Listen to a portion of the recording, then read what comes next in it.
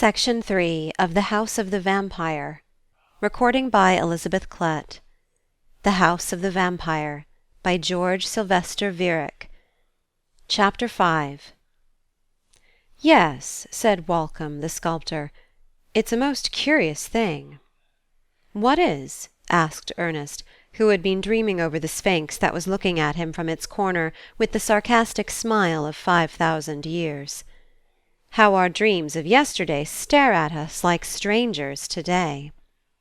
"On the contrary," remarked Reginald, "it would be strange if they were still to know us. In fact, it would be unnatural. The skies above us and the earth underfoot are in perpetual motion. Each atom of our physical nature is vibrating with unimaginable rapidity. Change is identical with life." "It sometimes seems," said the sculptor, "as if thoughts evaporated like water." "Why not, under favourable conditions?" "But where do they go? Surely they cannot perish utterly." "Yes, that is the question. Or rather, it is not a question. Nothing is ever lost in the spiritual universe." "But what," inquired Ernest, "is the particular reason for your reflection?" "It is this," the sculptor replied. "I had a striking motive, and lost it. Do you remember," he continued, speaking to Reginald, "the Narcissus I was working on the last time when you called at my studio?" "Yes. It was a striking thing, and impressed me very much, though I cannot recall it at the moment." "Well, it was a commission. An eccentric young millionaire had offered me $8,000 for it. I had an absolutely original conception. But I cannot execute it. It's as if a breeze had carried it away." "That is very regrettable." "Well, I should say so," replied the sculptor. Ernest smiled, for everybody knew of Walcom's domestic troubles. Having twice figured in the divorce court, he was at present defraying the expenses of 3 households. The sculptor had meanwhile seated himself at Reginald's writing table, unintentionally scanning a typewritten page that was lying before him. Like all artists, something of a madman and something of a child, he at first glanced over its contents distractedly, then with an interest so intense that he was no longer aware of the impropriety of his action. "By Jove!" he cried, "what is this?" "It is an epic of the French Revolution," Reginald replied, not without surprise. "But, man, do you know that I have discovered my motive in it?" "What do you mean?" asked Ernest, looking first at Reginald and then at Walcom, whose sanity he began to doubt. "Listen!" And the sculptor read, trembling with emotion, a long passage whose measured cadence delighted Ernest's ear, without, however, enlightening his mind as to the purport of Walcom's cryptic remark. Reginald said nothing, but the gleam in his eye showed that this time, at least, his interest was alert. Walcom saw the hopelessness of making clear his meaning without an explanation. "I forget you haven't a sculptor's mind. I am so constituted that, with me, all impressions are immediately translated into the sense of form. I do not hear music. I see it rise with domes and spires, with painted windows and arabesques. The scent of the rose is to me tangible. I can almost feel it with my hand. So your prose suggested to me by its rhythmic flow something which at first indefinite crystallized finally into my lost conception of Narcissus." "It is extraordinary," murmured Reginald. "I had not dreamed of it." "So you do not think it rather fantastic?" remarked Ernest, circumscribing his true meaning. "No, it was quite possible. Perhaps his Narcissus was engaging the subconscious strata of my mind while I was writing this passage. And surely it would be strange if the undercurrents of our minds were not reflected in our style." "Do you mean, then, that a subtle psychologist ought to be able to read between and beneath our lines, not only what we express, but also what we leave unexpressed?" "Undoubtedly." "Even if, while we are writing, we are unconscious of our state of mind? That would open a new field to psychology." "Only to those that have the key, that can read the hidden symbols. It is to me a matter of course that every mind-movement below or above the threshold of consciousness must of a necessity leave its imprint faintly or clearly, as the case may be, upon our activities. This may explain why books that seem intolerably dull to the majority delight the hearts of the few, Ernest interjected. Yes, to the few that possess the key. I distinctly remember how an uncle of mine once laid down a discussion on higher mathematics, and blushed fearfully when his innocent wife looked over his shoulder. The man who had written it was a roue. Then the seemingly most harmless books may secretly possess the power of scattering in young minds the seed of corruption, Waucombe remarked. If they happen to understand, Clark observed thoughtfully. I can very well conceive of a lecherous textbook of the calculus, or of a reporter's story of a picnic in which burnt, under the surface, undiscoverable, save to the initiate, the tragic passion of Tristram and Iseult. Chapter 6. Several weeks had elapsed since the conversation in Reginald Clark's studio. The spring was now well advanced, and had sprinkled the meadows with flowers, and the bookshelves of the reviewers with fiction. The latter Ernest turned to in good account, but from the flowers no poem blossomed forth. In writing about other men's books, he almost forgot that the springtide had brought to him no bouquet of song. Only now and then, like a rippling of water, disquietude troubled his soul. The strange personality of the master of the house had enveloped the lad's thoughts with an impenetrable maze. The day before, Jack had come on a flying visit from Harvard, but even he was unable to free Ernest's soul from the obsession of Reginald Clark. Ernest was lazily stretching himself on a couch, waving the smoke of his cigarette to Reginald, who was writing at his desk. "Your friend Jack is delightful," Reginald remarked, looking up from his papers, "and his ebon-coloured hair contrasts prettily with the gold in yours. I should imagine that you are temperamental antipodes." "So we are, but friendship bridges the chasm between." "How long have you known him?" "We've been chums ever since our sophomore year." "What attracted you in him?" "It is no simple matter to define exactly one's likes and dislikes. Even a tiny protoplasmic animal appears to be highly complex under the microscope. How can we hope to analyze with any degree of certitude our souls, especially when, under the influence of feeling, we see as through a glass darkly?" "It is true that personal feeling colours our spectacles and distorts the perspective. Still, we should not shrink from self-analysis. We must learn to see clearly into our own hearts if we would give vitality to our work. Indiscretion is the better part of literature, and it behooves us to hound down each delicate, elusive shadow of emotion, and convert it into copy." "It is because I am so self-analytical that I realize the complexity of my nature, and am at a loss to define my emotions.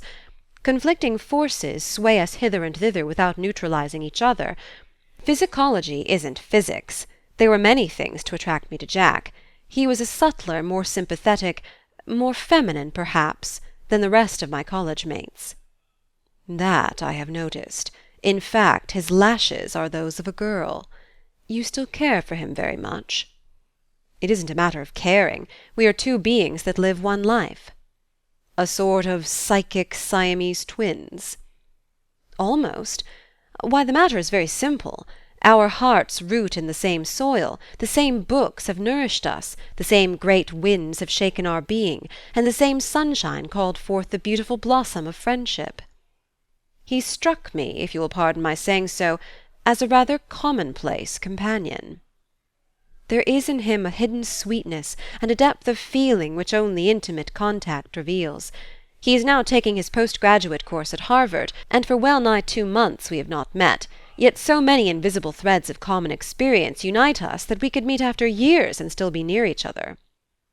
"You are very young," Reginald replied. "What do you mean?" "Ah, never mind."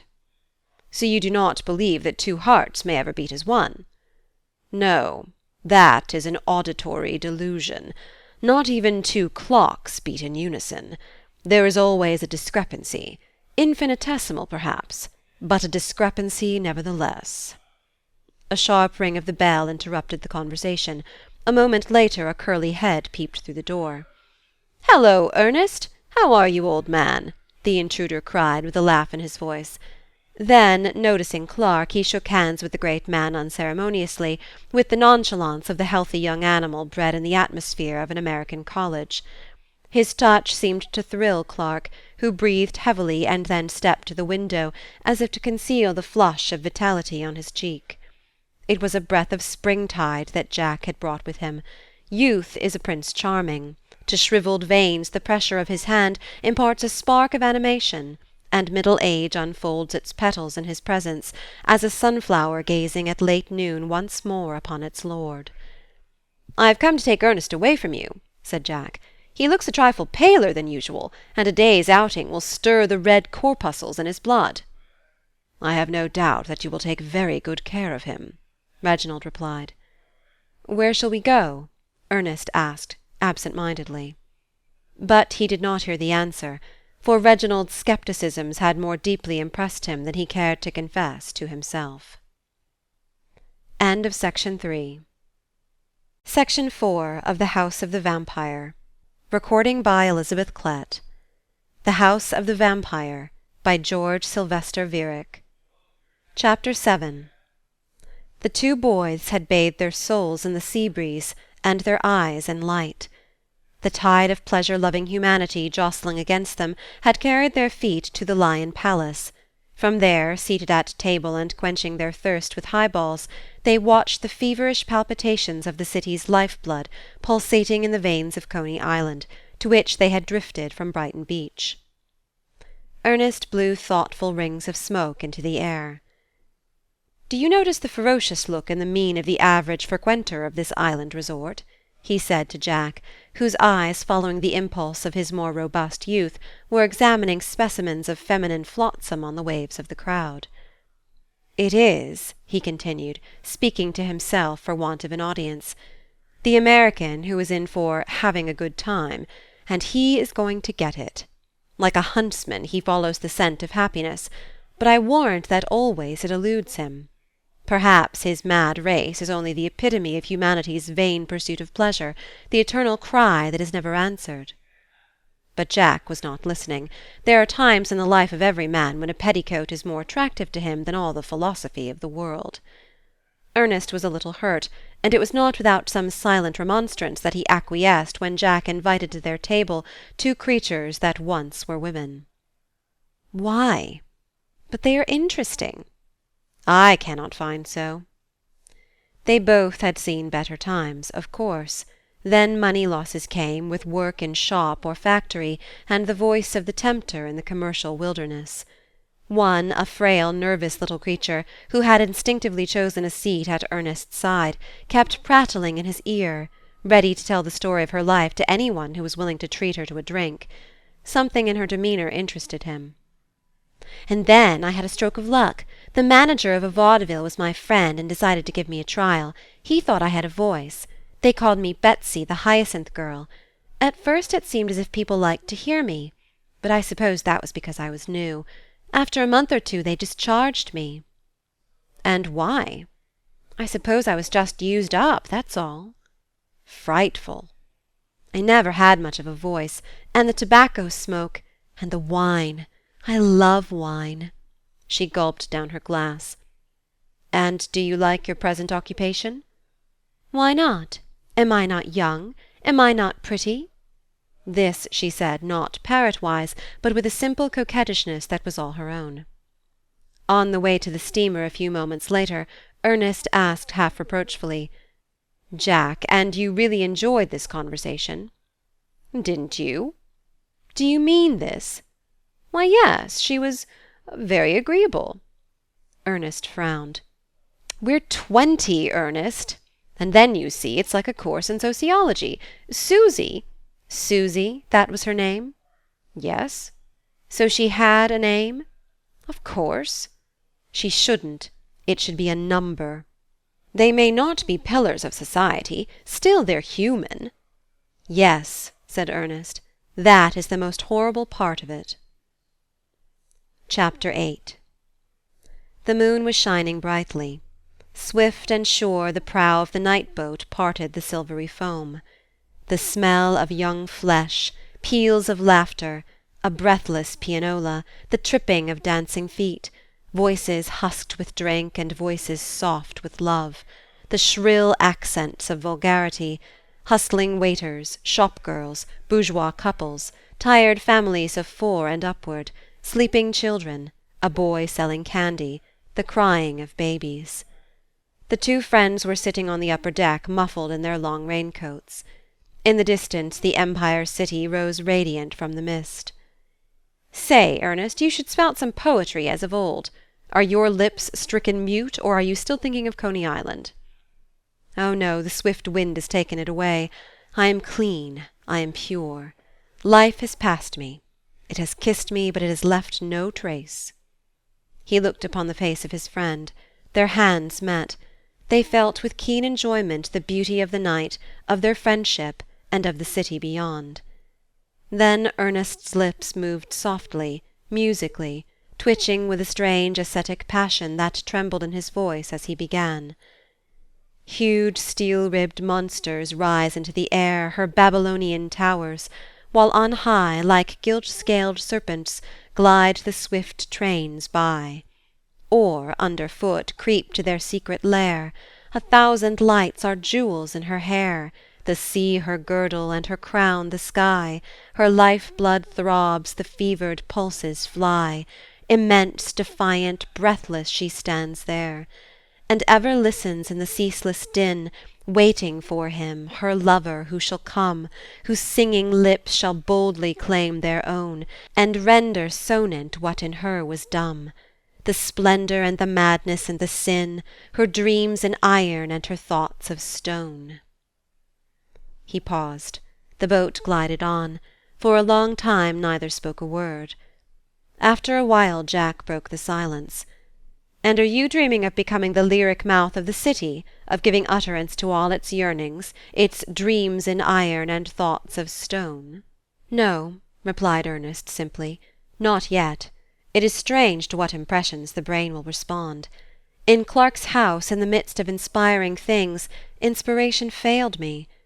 But while I was with that girl an idea came to me, an idea, big, real." "Will it deal with her?" Ernest smiled. "Oh no, she personally has nothing to do with it, at least not directly. It was the commotion of blood and brain, the air, the change, I don't know what." "What will it be?" asked Jack, with interest all alert. "A play, a wonderful play, and its heroine will be a princess, a little princess with a yellow veil." "What of the plot?" "That I shall not tell you to-day. I shall not breathe a word to any one. It will take you all by surprise, and the public by storm." "So it will be playable?" "If I am not very much mistaken, you will see it on Broadway within a year. And," he added graciously, "I will let you have 2 box seats for the first night." They both chuckled at the thought, and their hearts leaped within them. "I hope you will finish it soon," Jack observed after a while. "You haven't done much of late." "A similar reflection was on my mind when you came yesterday. That accounts for the low spirits in which you found me." "Ah, indeed," Jack replied, measuring Ernest with a look of wonder. "But now your face is aglow. It seems that the blood rushes to your head swifter at the call of an idea than at the kiss of a girl." "Thank God!" Ernest remarked with a sigh of relief. "Mighty forces within me are fashioning the limpid thought. Passion may grip us by the throat momentarily. Upon our backs we may feel the lashes of desire and bathe our souls in flames of many hues, but the joy of activity is the ultimate passion." End of section 4.